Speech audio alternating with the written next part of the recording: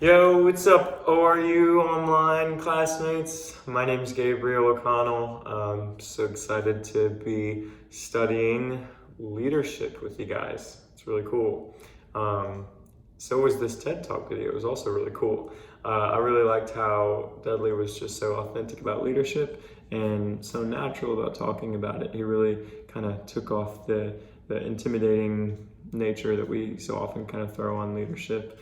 That it's not necessarily about changing the world, but impacting the people around us, which I thought was really amazing. And I loved the lollipop analogy, and it got me thinking to different moments I've had in my life where maybe I've been the lollipop person for somebody, or somebody's been the lollipop person for me.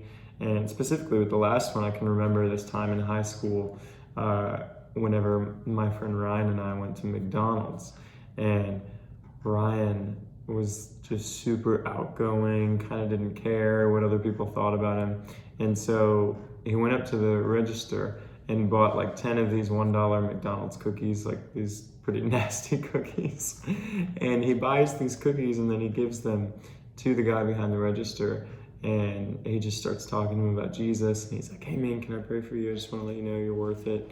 And it was really incredible, and it really challenged me to step out, and it encouraged me to be more vocal and more public about my faith and to impact the people around me.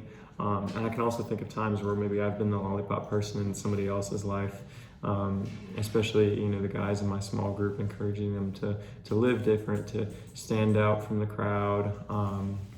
And so those moments are always really incredible. As far as how comfortable am I for taking credit for my leadership or something that I do well? This is always such a tricky line, because I think so often the line blurs between, what is authentic humility? Because I think we can be prideful in saying, "Oh man, I don't deserve any of the credit. I'm just going to lay everything down," in kind of an attempt to actually secretly get more attention. And so I always want to be careful of that. But at the same time, I do know that it's not necessarily me living, but Jesus living in me, and I wouldn't be able to do anything were it not for Jesus and the people around me. I don't really do anything alone, but it's working as a team. And so I think if your heart's in the right place about it, then there is a healthy way to receive credit.